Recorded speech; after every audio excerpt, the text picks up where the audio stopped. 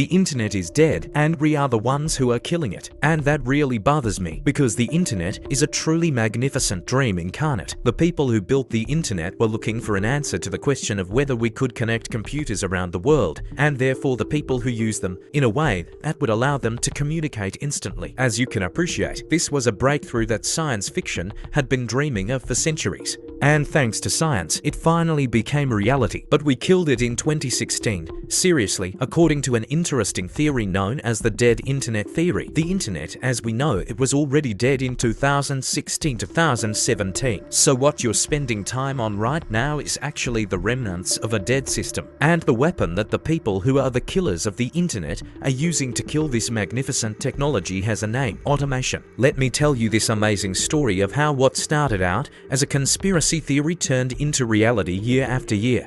But I warn you, this video may wake you up from a long sleep by confirming some of your suspicions about the internet. And for some, this may be a disturbing experience. If you are ready, let's get started. If you look at the history of the internet, you will see that during the period known as Web 1.0, roughly between 1989 and 2004, very few people were able to create sites because very few people had the technical knowledge and equipment. This technological barrier to entry inevitably made the internet higher quality and more niche. However, in 2000, when the investment bubble in internet sites called the dot-com bubble burst, only sites that had realistic promises to survive that period were able to continue on their way, and Web 2.0 began. During this period, it became very easy to create a site on the internet with the rise of sites like WordPress. Thus, consumers began to easily become producers for the first time. But even at the beginning of this period, search engines like Google and Yahoo were still in their infancy, so only the best quality sites were heard of, and for this reason, the internet remained a quality place to a large extent. This process witnessed the transfer of many systems from the real world to the digital world. Banks, bookstores, toy stores, car dealerships,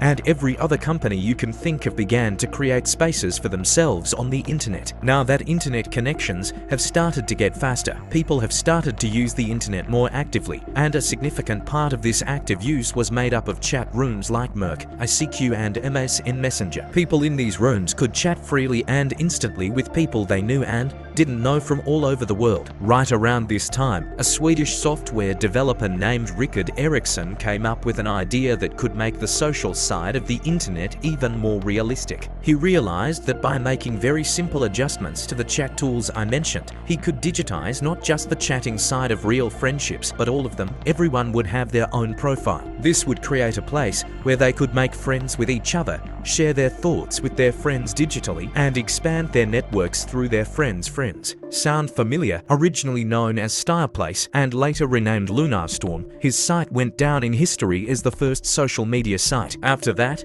a few other social platforms like Bolt.com and 6degrees.com emerged and disappeared. But LinkedIn, 4chan, and MySpace, which launched in 2003, would change everything. In particular, MySpace, as its name suggests, provided each user with the opportunity to create their own space on the internet, and for the first time, it managed to permanently digitize individuals. Thus, it was no longer just companies that had to have a presence on the internet, but also individuals. Facebook, founded in 2004, inspired by MySpace, transformed into a catalog of people, first for students, then for practically everyone, and in 2009 it solidified its place as the largest social media platform in history. With Twitter, Reddit and Instagram emerging during this period, billions of people began to have a presence on the internet, and the true purpose of the internet was finally fulfilled. Everyone was now truly connected to everyone else on Earth in an instant. It was at this point that the scales began to tip because social platforms were free to use. That is, you didn't have to pay to use them, so they needed a model to make money. This model came from online advertising, which makes sense because social media platforms had such specific information about people that advertisers didn't have to advertise on big billboards and hope they would reach their target audience. If they wanted, they could advertise to specific demographics, such as 26-year-old unemployed men living in Ottawa who loved computer games and had previously visited the Steam site. This is exactly what created the alignment problem in social media. Platforms that used to be able to beat their competitors by simply maximizing user satisfaction suddenly had to satisfy advertisers as well. Thus, a system was born where conflicting interests coexisted, We saw this most clearly on Facebook. As the tree of evolution, we entered Facebook, which was once indispensable to everyone, in 2010. We were sharing all of our content there. We didn't even have a website. And everything we shared was shown to every single one of our followers, who were tens of thousands at the time. So we were able to communicate science very effectively. But Facebook introduced something called Boost Post in 2012. At first, this feature was a tool you could use if you wanted your posts to be seen beyond your followers. You would pay a certain amount of money, and you would choose a certain target audience. Facebook would show your posts to those people even if they were not your followers. But very few of those who had a Facebook page used this feature, because there was no need. Your followers sharing your posts was more than enough to reach a large audience. Facebook, which was disturbed by this, launched its first feed algorithm based on artificial intelligence in 2013. So, which content was shown to whom was determined not by the pages you followed, but by the decisions made by a central algorithm. At that point, the posts we made on the evolution tree were now shown to a much smaller percentage of our followers. If we wanted to show them to all of them, we were asked to pay. After 2016, the weight of the algorithm increased tremendously and the impressions dropped below 1% of our followers. I remember very well that if we wanted all of our followers to see a single post like before, we had to pay an absurd amount of money, like $300 per post. This is still the case today. Of course, Facebook was not the only platform to develop these algorithms. All social platforms realized that if they could show personalized content instead of subscribed channels and pages, they could keep their users on the platform longer and thus show more ads. Moreover, thanks to the walls created with these algorithms, it was now possible to show a lot of ads. This has tremendously strengthened the relationship between these platforms and advertisers. Just think, today, more than 55% of advertising is made up of digital ads. Google sells about 30% of these, and Meta sells about 25%. On the other hand, the quality of content producers on these platforms started to plummet rapidly, because what was important was no longer producing quality content. It was producing things that people would click on and spend time on. That's why we started to see a lot of clickbait and nonsense posts. Ordinary citizens who used to share parts of their lives on social media slowly stopped sharing on social media, because their walls were mostly filled with paid content from professional companies. What used to feel like a small town had now become a profit machine. And as the saying goes, what these platforms sell is your presence and your attention. At this point, YouTube and then other platforms started to come up with revenue sharing models. So they decided to pay a portion of their ad revenue to the content creators who produced the content that those ads were displayed in. The aim was to attract more content creators to their platform, but rather than increasing quality, this created a mass of content creators obsessed with algorithm optimization, because whatever content types the algorithms believed to show more, creating that type of content would bring more income. At this point, if the algorithm were maximizing its quality and value, perhaps the quality of the internet would rise again. But since the platform's goal is to keep you on their sites longer and show you more ads at that time, the algorithms prioritize whatever content increases interaction the most. And the things that usually create interaction are not flowers, insects, butterflies. They are fights, wars, intrigues, trickery, and all sorts of controversial and debatable issues. That's why the internet quickly began to turn into a toxic hell. Ordinary citizens have really restricted their sharing. What would happen if you did? Is it possible to compete with influencers who shoot with giant production companies and become millionaires with cleverly designed social media ads? Of course, people still continue to share from their own corners today, but the rate has decreased incredibly. Think about it this way. 70% of social media users today hardly share anything, because 33% fear that their writings will be used against them. 32% believe they will be lynched for their views. There is even a rule known as the 99-to-1 rule on the internet. Only 1% of social media users produce content. 9% modify and use that content. 90% simply consume it. Twitter seems like such an active and important place in terms of agenda, doesn't it? However, only 10% of the society uses Twitter. 97% of the content there is produced by only 25% of the users. In other words, a tiny group is directing what will be on the agenda. Well, in such an environment, a very obvious way to make a profit emerges: automation. In fact, automation is not inherently a bad thing.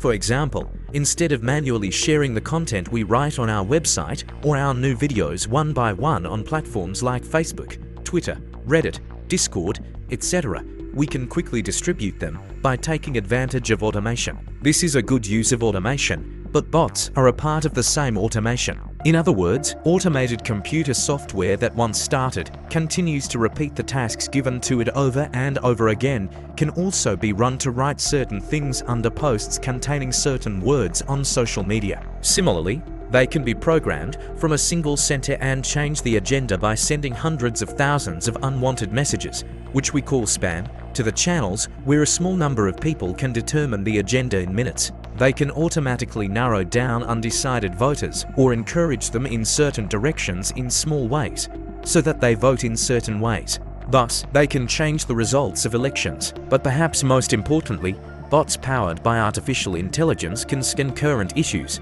produce automatic content, and share them on social media to collect traffic to certain sites. We also have a project that we have developed to show the problems in this regard. I will share the details of it with you in the future. Don't forget to turn on channel notifications now if you don't want to miss it. But can you see the problem with all this? Now, the content itself can be produced by artificial intelligence. Its distribution can be done by artificial intelligence, and the comments on those posts can also be produced by artificial intelligence. I say artificial intelligence here, but these bots don't even have to be artificially intelligent. Any bot that can interact is included. Take a look at this. These types of pages, which have emerged on sites like Facebook or Twitter, share hundreds of images generated by artificial intelligence. This may not be a problem at first, but when you look inside, you see that they have received dozens, sometimes hundreds, even thousands of likes and comments. Many of the comments contain completely meaningless English words like "omen" or "very beautiful."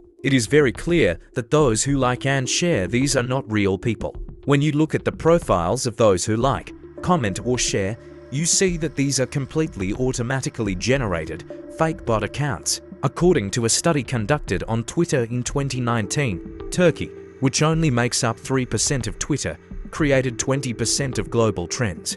Of course, this is not something that users can do alone. As far as can be determined, around 108,000 bot accounts managed to send hundreds of thousands of tweets about 19,000 different keywords and put them into global trends. And in this way, they tried to manipulate the local elections in 2019. Most of the famous users like Pepsi, Mercedes-Benz and 50 Cent have increased their accounts to those numbers with fake followers. In fact, it is thought that the fake account creation industry on Twitter is a $40 million to $360 million industry every year. All of this gives rise to the idea of the dead internet theory. Originally put forward as a conspiracy theory in 2021, this theory suggests that most of the content on the internet is produced and consumed by bots, meaning that the share people make for other people is now a minority. This part of the job is clearly not a conspiracy, but the theory also suggests that states are controlling people's minds by managing these bots,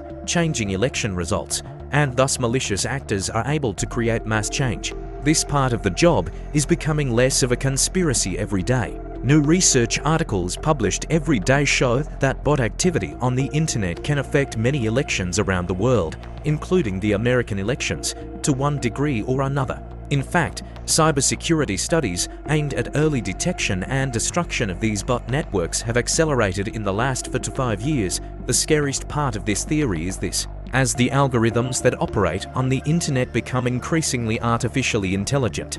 That is, as those algorithms begin to learn what needs to be displayed, that is, from the content that is currently being interacted with on the internet. The behaviors that the algorithms see as real users may begin to turn into behaviors that belong to bots, because most of the internet is now occupied by these bots.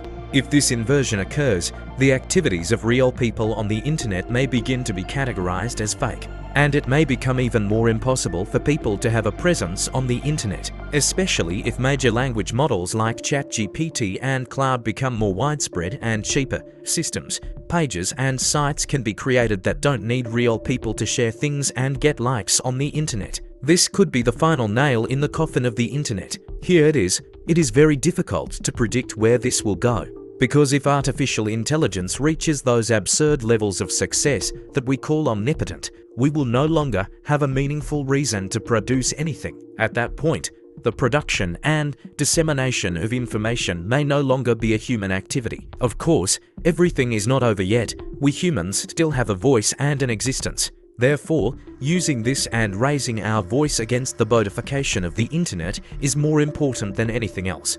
If we have the power, we can try to build platforms that are not based on bots and prioritize creating value instead of feeding empty discussions, as was the case with the old internet, and spend more time on them. And while bots have taken over most of the internet, some studies looking at the real-world consequences of this bot activity suggest they may not be as effective as people think. For example, a study published in 2021 that evaluated the 2016 American elections and the 2017 German elections together showed that bot activity can amplify and spread candidate messages farther, but that the people who spread this are not undecided voters, as those controlling the bots would like, but voters who already support that candidate and tend to be trapped in echo chambers. In other words, I don't think the dead internet theory should be seen as just a conspiracy theory or the absolute end of the internet. Rather, it should be treated as a hard slap in the face. Most of what we see on the internet is fake. Most of it is lies carefully crafted and served to program us to think certain things. The internet still has amazing uses and will continue to take us forward.